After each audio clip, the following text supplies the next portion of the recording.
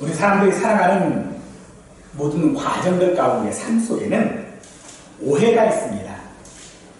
이 오해는 사람들과의 관계를 악화시키게 되었죠.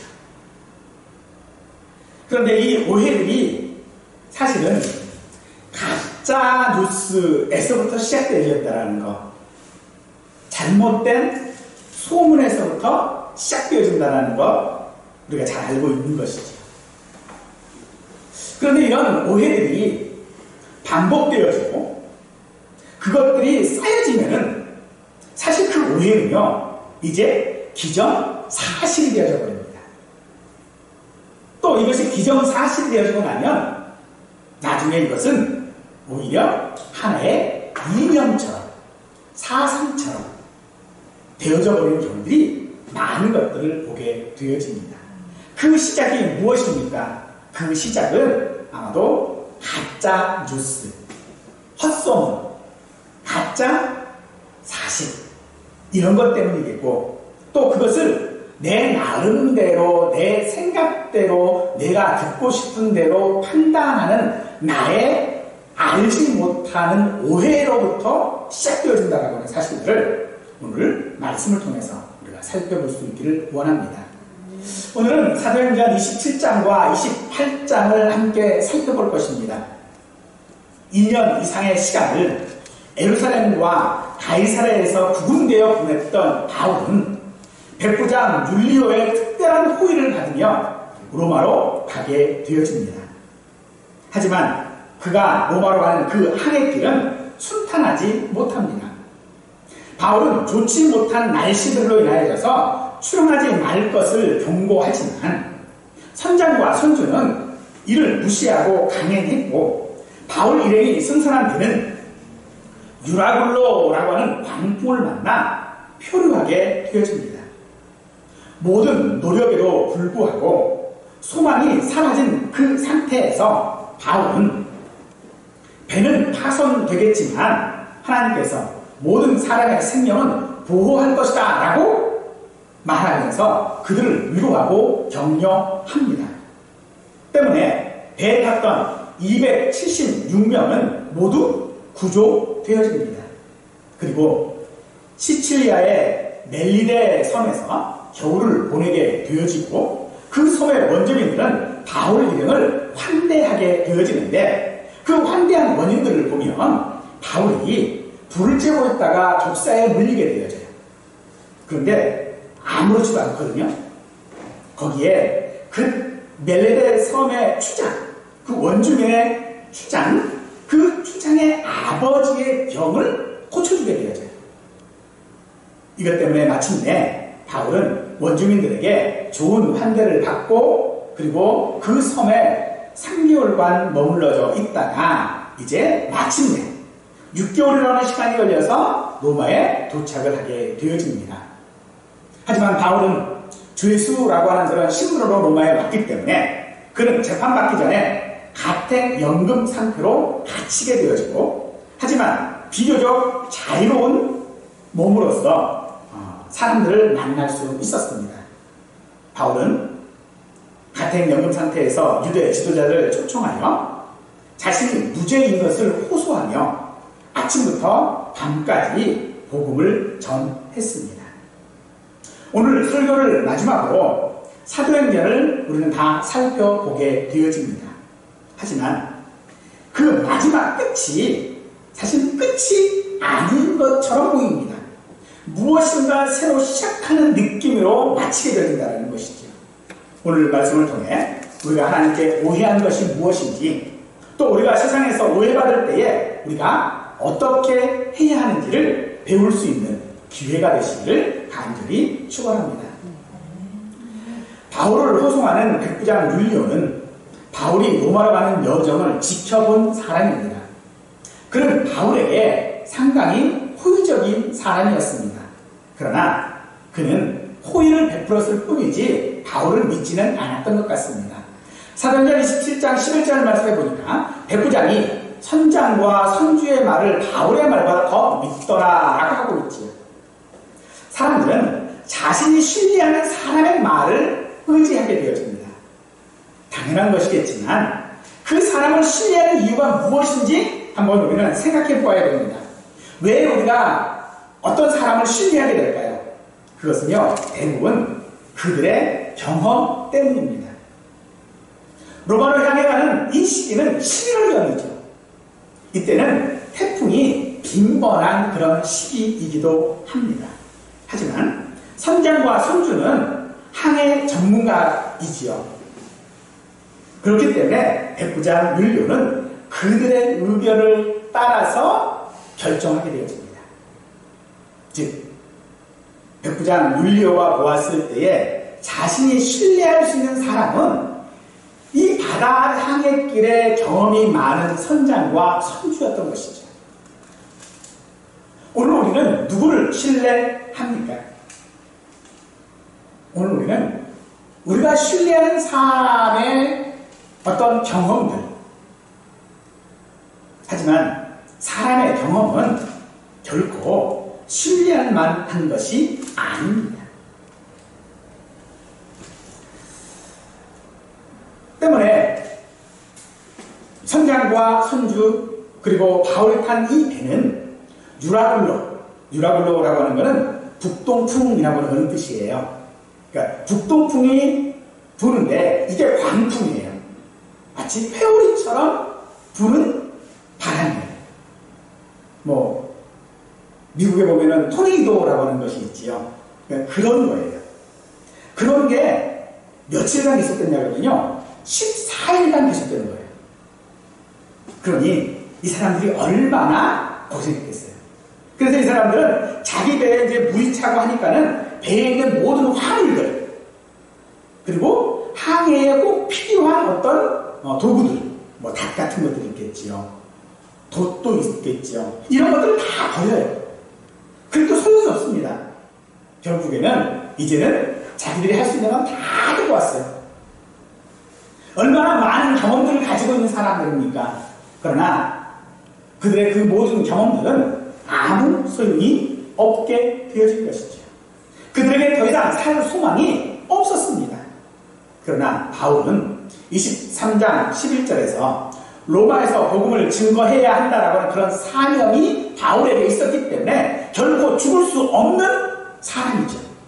때문에 하나님께서는 바울 때문에 그들의 모든 생명들을 다 살려주십니다.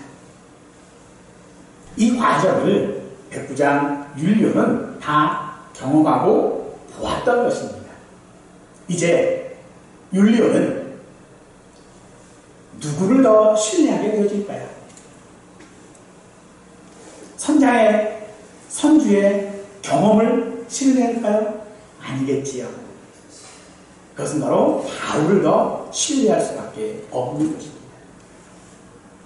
이것이 잘 나타나져 있는 것들을 보면 선원들이 이제 거룻배를 이용해서 도망치려고 해요. 거룻배라는 것은 비상용 탈출 보트 이런 거예요. 그것을 이용해서 도망치려 하니까 바울이 조언을 해요. 그 거룻배를 다 끊어버려라. 그래야 우리가 살 수 있다 라고 얘기를 하죠. 그래서 율료는 그 거룻배를 다 끊어버립니다.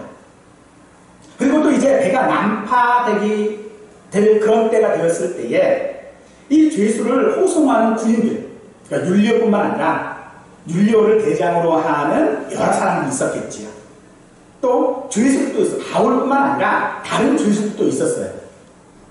그래서 이 죄수들이 도망쳐버리면 군인들에게는, 호송하는 군인들에게 책임이 있게 되니까 차라리 이들을 다 죽이자라고 얘기를 해요.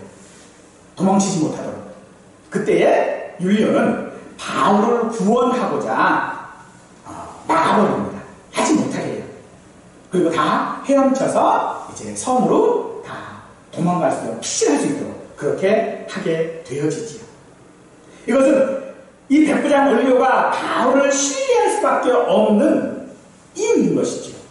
27장 24절에 보니까 바울아 두려워하지 말라. 내가 다윗 앞에 서야 하겠고 또 하나님께서 너와 함께 항해하는 자를 다 내게 주셨다 라고 말씀하고 있습니다. 즉 그 모든 과정 가운데에 율리오가 지금 목격한 바울의 모습, 율리오가 신뢰할 수밖에 없는 이 바울의 모습은 하나님께서 바울에게 주신 사명 때문이었다라고 하는 것들을 우리가 알 수 있는 것이죠. 멜레데 섬에서도 바울의 모습들은 대단했습니다. 하나님께서는 바울을 통하여 병자들을 치유하게 하셨죠. 심지어 본인도 독사에게 물렸는데도 불구하고 아무런 해도 없어요. 죽지 않아요. 여기서 나오는 이 독사라고 하는 이 독사는 독성이 매우 강합니다. 독성이 매우 강해서 조금만 물려도 5분 안에 사람이 사망해요. 그런 독사였어요. 근데 바울이 물렸는데 그냥 툭 쳐서 그냥 내버리는 거예요. 그냥. 그런데 안 죽으면 사람들이 놀릴 수밖에 없는 것이죠. 거기에 바울이 손을 얹어 기도하는 자마다 병자들이 낫습니다. 이것을 통하여서 바울의 위대함을 보여주고 있는 것이 아니라 하나님의 나라가 임하였다라고 하는 것을 시사하고 있는 것입니다. 세례 요한이 예수님께서 메시아인가 하는 것을 물어볼 때가 있었죠. 그때 예수님께서는 자기에게 찾아온 이 사람들에게 뭐라고 말씀하시냐면 내가 메시아라고 말씀하시지 않습니다. 그리고 뭐라고 말씀하시냐면 너희가 본 것을 가서 말해라 라고 얘기하시죠. 근데 무엇을 보았습니까? 그들이 병자들이 낫는 것을 보았습니다. 바로 이것은 예수님께서 하나님의 나라의 메시아인 것을 말씀하시는 것처럼 바울의 그 능력을 통하여져서 하나님은 오늘 하나님의 나라가 임하고 있다라고 하는 것을 말씀하고 있다는 것이죠. 오늘날 우리의 상황은 우리만 겪고 있는 상황은 아닙니다. 누구나 겪고 있는 모두의 상황이지요. 이런 상황 가운데 사람들은 누구를 신뢰해야 됩니까? 아마 방역에 책임 있는 사람들, 의료진들, 어떤 신약을 개발하는 사람들, 이런 사람들을 신뢰하겠지. 하지만 오늘 말씀을 통하여서 하나님께서는 그들이 세상이 아닌 성도들을 신뢰할 수 있게 되어야 한다라고 우리에게 말씀하고 있는 것입니다. 즉, 저와 여러분들 한 사람 한 사람들이 세상에서 세상의 신뢰를 받는 사람이어야 하는 것입니다. 세상의 신뢰를 받아야 한다고 하는 것은 여러분의 능력을 보이라는 것이 아닙니다. 여러분이 가지고 있는 어떤 실력을 발휘해서 신뢰를 얻으라라고 하는 것이 아니라 여러분이 갖고 있는 여러분 안에 역사하시는 하나님의 그 능력이 신뢰하도록 하라라고 하는 것입니다. 바울이 로마에 도착했을 때에 바울이 가장 먼저 한 일은 유대 지도자들을 만나는 것이었습니다. 그리고 유대인들의 관습을 어긴 적이 없을 때 로마인들의 손에 죄수로 넘겨졌다고 말합니다. 그러면서 로마인들이 자신을 석방하려고 했지만 유대인들이 반대했기 때문에 자신은 어쩔 수 없이 가이사에게 지금 상소했다라고 말하고 있죠. 즉, 자신은 죄가 없다. 자신은 무죄다. 그런데 유대인인 당신들이 나를 고발하고 나를 모함하고 나를 잘못 평가함으로 말미암아 내가 어쩔 수 없이 당신들과 책을 지고 싶지 않은데 어쩔 수 없이 가이사에게 상소했다라고 이야기를 하지요. 아마도 로마에 있는 유대 지도자들은 바울에 대한 이야기를 들었을 것입니다. 하지만 18개월이 지나도록 그들은 바울에 대한 어떤 이야기도 하지 않습니다. 그러므로 아마도 바로 이 바울은 로마 황제에 의하여서 증거 불충분으로 이 사건은 취하되었을 것으로 생각됩니다. 혹은 고소인들이 더 이상 이것에 대한 항소를 포기함으로 말미암아 아마도 18개월이 지나서 석방되었을 것으로 생각되어집니다. 이런 과정 가운데에 바울은 이 로마로 오는 과정과 그 시간이 굉장히 많은 시간이 흘렀습니다. 그 사이 많은 소문이 있었을 것은 누구나 짐작할 수 있지요. 예루살렘에서 가이사랴에서 바울에 대한 소문과 이야기들이 로마까지 전달되는 과정 가운데에 얼마나 많은 오해가 있을까요? 우리 사람들도 진실을 말해도 사실만을 말해도 이게 한 사람 건너고 또 한 사람 건너고 또 한 사람 건너면 말이 와전되는 경우들이 더 많아요. 그렇죠? 그런데 바울이 지금 로마까지 오는 데 걸리는 시간이 6개월이에요. 그 이전에 몇 년 있었어요? 2년 동안 또 구금 상태로 있었잖아요. 그리고 로마에 왔으니 바울에 대한 이야기가 얼마나 많을까요? 하지만 바울에게 그런 사실은 중요하지 않았습니다. 바울은 로마에서 자신에 대한 오해가 아닌 복음을 전해야 하기 때문에 그렇습니다. 바울이 지금 로마에 온 것은 그 많은 시간들 가운데 자신에 대한 오해를 풀기 위해서 지금 로마에 온 것이 아닙니다. 그는 지금 복음을 위하여 로마에 온 것이거든요. 때문에 바울은 온 이태를 자기 셋집에서 사람들에게 복음을 전합니다. 여기 셋집이라고 하는 것은 아마도 가택 연금된 집을 말하는 것 같습니다. 그런데 이 가택 연금이 된 이 집은 아직 바울이 미결수이기 때문에, 즉 어떤 재판을 받고 있지 않은 사람이기 때문에, 즉 죄가 있는지 없는지가 판단할 수 없는 사람이기 때문에 본인 돈으로 집을 얻어서 생활을 해야 됐어요. 이게 확정된 죄수라면 감옥에 가야 되는데 확정된 죄수가 아니기 때문에 가택 연금된 상태로 있는 거예요. 그런데 이 여기에서 온 이태라고 말하고 있죠. 이 온 이태라고 하는 말은 만 2년이라고 하는 그런 말입니다. 문자적으로. 실제로 바울은 로마에서 2년 동안 가택에 연금된 상태로 있었습니다.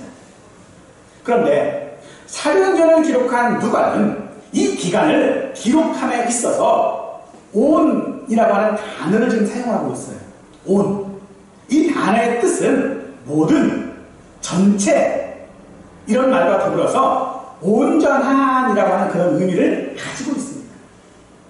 2년이라는 기간 동안 바울이 온전히 행한 것이 무엇이겠습니까? 온 이태 동안 바울이 했던 일이 무엇이냐라고 말할 때에 31절은 하나님의 나라를 전파하며 주 예수 그리스도에 관한 모든 것을 담대하게 거침없이 가르치다라고 하고 있는 것입니다. 온 이태 동안 온전하게 그냥 시간 나면 했던 것이 아닙니다. 자기를 변명하다가 조금 시간 나서 다른 이야기를 했던 것도 아니라는 것입니다. 바울은 온전히 자기 변명이 아닌, 자기 변호가 아닌, 자기에 대한 오해를 해소하기 위한 어떤 것들이 아닌 온전히 하나님의 나라를 전파하고 예수 그리스도에 관한 모든 것을 담대하고 거침없이 전하는 일에 온전하다는 것입니다. 모든 것을 다 거기에 쏟았다는 거예요. 그런데 그럼에도 바울이 그렇게 온전하게 이야기했음에도 불구하고 믿는 사람이 있는가 하면 믿지 않는 사람들도 있었습니다. 온전하겠잖아요. 온 정성을 다 했잖아요. 근데도 믿는 사람이 있는가 하면 믿지 않는 사람도 있었다라는 거예요.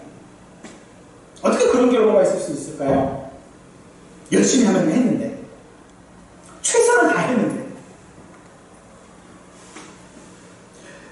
로마서 9장 13절 말씀에 보면 바울이 자신의 한 일들에 대하여서 혹은 믿는 사람과 믿지 않는 사람이 있는 것에 대하여서 이렇게 말했습니다.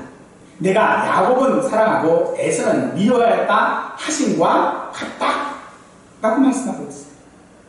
에서를 미워했다라고 하는 이 표현은 마음으로 싫어했다라는 것이 아니라 선택하지 않으셨다는 것이에요. 하나님은 에서를 선택하지 않으신 것처럼 믿는 자와 믿지 않는 자는 하나님께서 선택하시는 것이라는 거예요. 내가 아무리 열심히 하고 내가 아무리 온 정성을 다한다 할지라도 그 모든 일들은 하나님의 선택에 의해서 하나님의 섭리에 의해서 진행되어진다라고 하는 것을 우리에게 잘 말하고 있는 것입니다. 그럼에도 이 사실을 알고 있는 바울임에도 불구하고 바울은 어떻게 했습니까? 온 마음으로 온전하게 복음 전하는 데 집중했다는 것이에요. 내가 말씀을 전하면 이 사람이 믿을지 안 믿을지 알 수 없어요. 내가 열심을 다했는데 이것이 성공할지 실패할지 알 수 없습니다. 그럼에도 바울은 온 마음을 다했다는 것입니다. 이 사실은 바울이 자기에게 오는 모든 사람을 다 영접했다라고 하는 것에서 우리는 알 수 있는데, 이 영접했다라고 하는 것은 단순히 환영한다라고 하는 그런 의미가 아니라 인정하고 받아들인다라는 것으로, 즉 그들이 누구이든 상관하지 않았다라는 것입니다. 그들이 누구이든 노예이든 권력자이든 유대인이든 로마인이든 이방인이든 바울에게 오는 그 어떤 사람도 상관하지 아니하고 바울은 온 마음을 다하여서 복음을 전했다는 것입니다. 오늘 우리가 세상을 살아가는 데에 우리는 어떤 마음으로 살아가고 있습니까? 2년이라고 하는 시간이 결코 짧은 시간은 아닐 것입니다. 물론 우리가 세월이 참 빠르다고 얘기를 하지요. 엊그저께 정말로 1월달 같은데 벌써 10월달이 되어버렸어요. 참 빠른 것 같아요. 근데 이런 빠른 시간 가운데서도 2년이라는 시간은 결코 어떤 한 일에 대하여 집중한다고 하는 것은요, 쉬운 것은 아니거든요. 그런데 바울은 그 결과와 상관없이 최선을 다하여 말하고 있고 그 사람이 누구이든 상관하지 않습니다. 오늘 바울을 석방시켜줄 수 있고 바울의 오해를 풀 수 있는 사람들이 누굽니까? 유대인들 지도자이고 로마의 관료들이고 귀족들일 것입니다. 근데 바울에 오른 사람은 그런 사람들 뿐만 아니라 노예도 있을 것이고 유대에서 망하여 로마에 온 사람도 있을 것이고 전쟁포로도 있을 것입니다. 그들의 누구든 간에 바울은 상관하지 않고 온 마음을 다하여 그들에게 복음을 전했다라고 말하고 있는 것이죠. 오늘 우리가 이 땅 가운데 살아가면, 아니 예수를 믿으면 행복해진다라고 하는 것이거나 혹은 어떤 문제들이 해결된다라고 우리는 말하고 있지 않습니다. 어쩌면 내가 예수 그리스도를 믿고 있고 또 이 믿는다는 사실 때문에 내가 세상에서 살아가는 것이 오히려 문제가 되는 경우가 더 많을지도 모를 것입니다. 내가 믿는 것 때문에 문제가 발생해요. 내가 교회에 출석하는 것 때문에 문제가 될 수 있어요. 그럼에도 그런 과정들 가운데서 전파되어지는 것을 복음이다라고 말하고 있는 것입니다. 결국 우리는 알지 못하기에 우리 스스로도 오해하고 있는 것들이 많습니다. 왜 우리가 우리의 믿음에 대하여서 오해를 합니까? 마태복음 22장 29절 말씀에서 예수께서 대답하여 이르시되 너희가 성경도 하나님의 능력도 알지 못하는 고로 오해하였다라고 말씀하고 있죠. 그렇습니다. 오해는 알지 못하기 때문에 오해하는 것입니다. 그러므로 우리가 오해하지 않으려면 알아야 합니다. 무엇을 알아야 됩니까? 하나님의 능력을 알아야 하는 것입니다. 전승에 의하면 바울은 1차 로마에서 석방된 이후에 다시 2차로 로마 감옥에 투옥되게 됩니다. 그리고 로마에서 사형을 받게 되죠. 하지만 누가는요, 그 사실을 사도행전에 기록하고 있지 않습니다. 왜 그렇습니까? 바로 그것은 이 복음, 바울이 그토록 로마에서 온 마음을 다하여 행하였던 이 복음의 완성이나 전파되어지는 것이 바울 때문이 아니기 때문에 그렇습니다. 복음은 바울이 글을 떼어 담고 있는 것입니다. 그러므로 오늘 사도행전을 기록한 누가나 온 마음으로 자기를 변명하지 아니하고 복음을 전했던 이 바울에게 중요한 것은 복음이었습니다. 여러분, 우리에게 예수 믿음에 있어서 중요한 것이 무엇일까요? 여러분들 혹시 이런 말 들어보셨지요? 예수님이라면 이럴 때 어떻게 하셨을까? 예수님이라면 이럴 때 어떻게 하셨을까? 참 좋은 말 같지요? 근데요, 아닙니다. 이거는요, 가짜 복음이에요. 왜냐하면 성경은 그것을 말하고 있지 않기 때문에 그래요.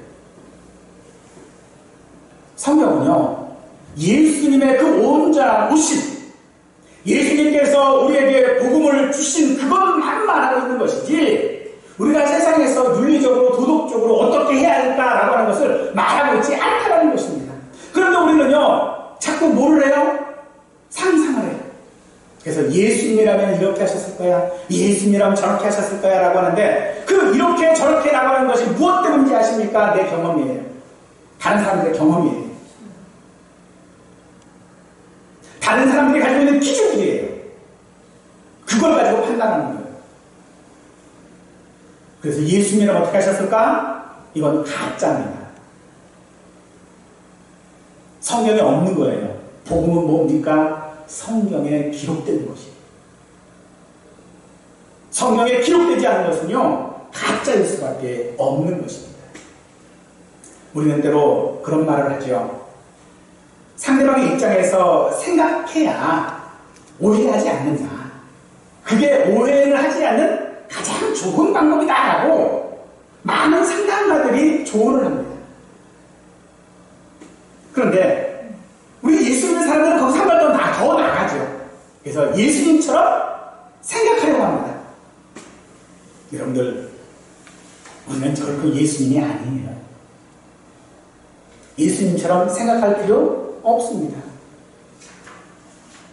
예수님처럼 생각한다라고 하는 것은요, 그건 거짓일 수밖에 없어요.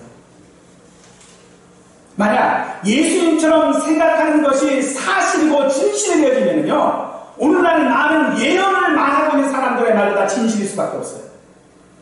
왜요? 그들이 무엇을 가지고 생각합니까? 뭘 가지고 말합니까? 하나님이라면 이럴 때 이렇게 하셨을 거다. 예수님이라면 이럴 때 이렇게 하셨을 거다라고 전제하에 그들이 예언하는 겁니다.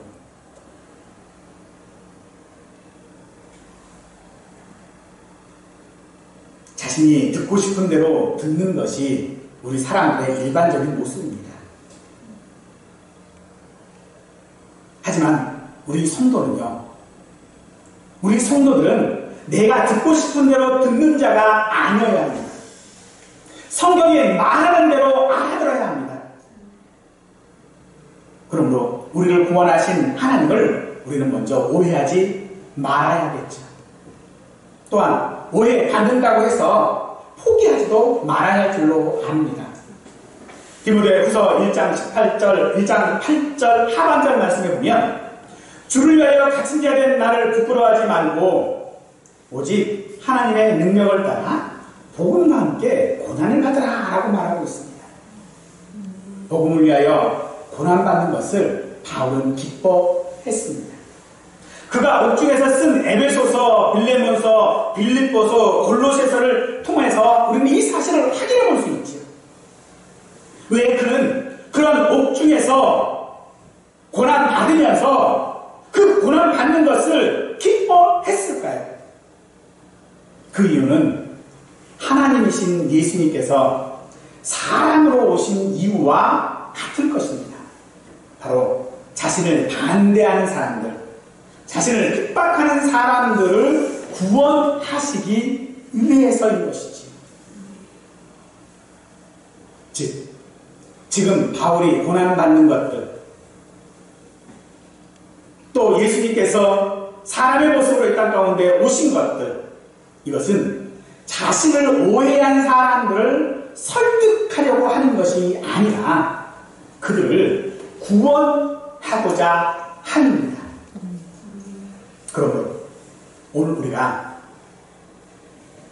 세상 가운데서 우리를 오해하는 사람들의 그 오해를 풀려고 하는 것이 아니라 그 오해에도 불구하고 우리는 그들을 반드시 구원해야 합니다. 그들을 설득하는 것이 아닙니다. 그들을 구원하는 것입니다. 하지만 그런 우리의 노력에도 불구하고 여전히 우리를 오해하는 사람들, 우리 기독교를 오해하는 사람들, 예수님을 오해하는 사람들은 있을 것입니다. 하지만 실망하지 마십시오. 낙심하지 마십시오. 우리가 무엇을 가졌든지 무엇을 하든지 하나님의 능력이 우리를 이끄심을 우리는 기억해야 합니다. 바울이 있어서 복음이 전파된 것이 아니라 바울을 통하여서 하나님께서 하신 일입니다. 이 말은 바울이 아니더라도 누군가를 통해서 하신 일이라는 것입니다. 그러면 오늘 우리의 모습도 마찬가지인 것이지요. 내가 비록 오늘 실패한다 할지라도, 내가 비록 오늘 절망한다 할지라도, 내가 비록 많은 사람들에게 오해받는다 할지라도 하나님의 뜻은 나를 통하여서 뿐만 아니라 누군가를 통하여 반드시 이루어지십니다. 그러므로 우리는 누군가가 오해했다고 해서 내가 실패했다고 해서 좌절할 이유가 없는 것입니다. 오늘 내가 복음을 위하여 살지 못했다면 누군가를 통하여서 하나님은 일하십니다. 믿음은 강단이나 말에 있는 것이 아니라 바로 우리의 삶의 자리에 있어야 하는 것이기 때문에 그렇습니다. 하나님의 섭리는 무의미한 시간이 존재하지 않습니다. 우리의 문제와 잘못과 어려움조차 삶의 일부분으로 사용하심으로써 우리에게 소망을 주시는 분이 하나님의 능력일 것입니다. 우리는 그저 내 삶의 자리, 오늘 내 앞에 놓여져 있는 이 삶을 하나님을 믿는 믿음으로 살아가는 것입니다. 우리의 인생은 아무것도 아닌 인생일 것입니다. 그러나 하나님은 우리의 그런 삶을 통해서 하나님의 이 복음을 전파하시고 하나님의 뜻을 이루신다라고 하는 그 사실을 아시고 체념하지 말고 포기하지도 마시고 또 쓰임받고 있음을 기뻐하실 수 있기를 간절히 축원드립니다.